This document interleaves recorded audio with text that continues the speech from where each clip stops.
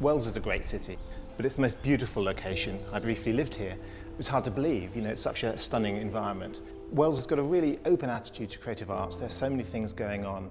Time and again you're aware of festivals, obviously the Literary Festival. You've got lots of other things going on like the Wells Art Contemporary and the Cathedral. But it's the most beautiful little city. It's hard to believe it's not make-believe. And of course that's why you often see film locations being shot here, because it really is the most stunning place. I was delighted to hear that Antony Gormley's work was going to be coming here to the west front of the cathedral, and I came alongside here deliberately to make sure I could see it being installed. I remember then, for instance, thinking how big the piece was. It was human size, it had a scale that I would recognise from many of Gormley's life-size casts, but with the more abstracted structure here. But then, of course, once it's up on the cathedral, suddenly it feels small again, and it feels slightly reduced. You begin to sense the whole scale of the cathedral. So just on many levels, to begin with, my first response was how big this space is, this huge Gothic facade, and then how interesting to see this modernist object sitting amongst it. Slightly uncomfortably, provokes a lot of reaction, but really interesting and prompting lots of conversation.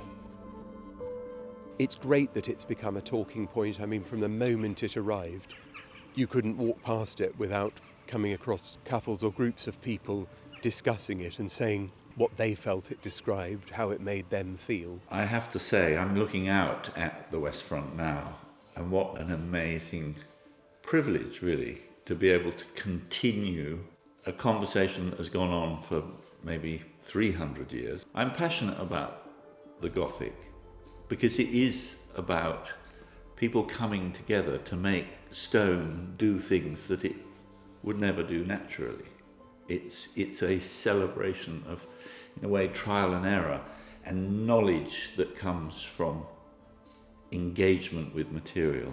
For me, if this is the first arrival of French Gothic architecture in Britain, what an incredible thing to be able to kind of quietly become part of it.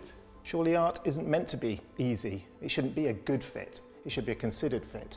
And in this case, it fits really well physically in that space, but it prompts a conversation because it provides some friction. It's something other. It feels as though it's kind of landed in this space and is asking you to ask questions and consider why it's there, what it's proposing, why now in relation to the past. It just brings up so much to talk about and think about. It's just a delight to have it here. It's called doubt. Doubt is the engine of truth. It's a tiny addition on a Gothic masterpiece, but hopefully what it does, it's like a grain of salt that suddenly allows all of the implied meanings and flavours that are in that facade perhaps to become more apparent. Well, on one level, as a sculptor, I make things. I'm interested in the patina and the colour. I love the warmth of it, the lovely chestnut brown. Reminds me of the queen bees. I'm a beekeeper. So there are lots of things that strikes me just in terms of its materiality.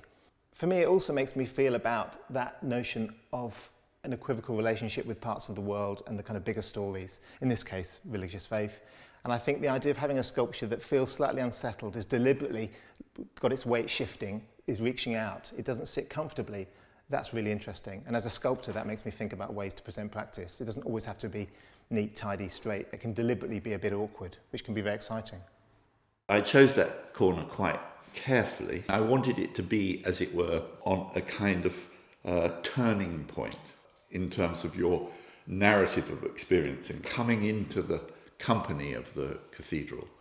But I also wanted it to be the closest it could be to the ground, while at the same time expressing something of actually what it might feel like to be about 6 meters off the ground, which is quite a long way. And I was thinking, what would it be like to be on the windy corner of a stone building, night and day, rain and shine?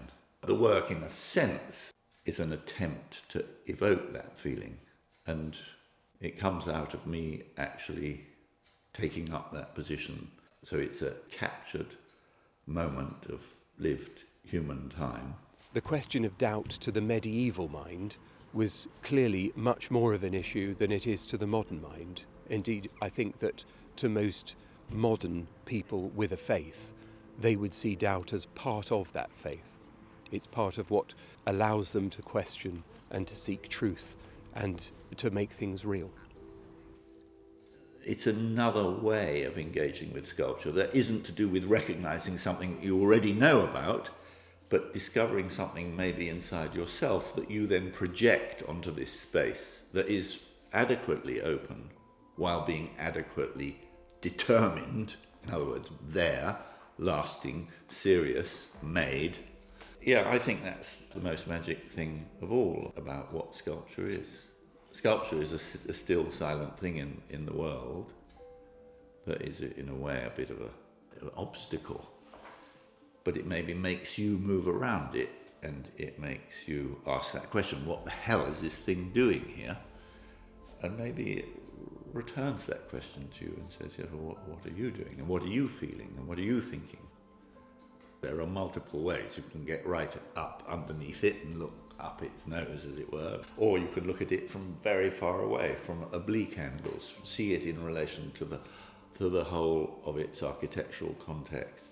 I'm hoping that the real subject of the work is not in the work, it's in the viewer.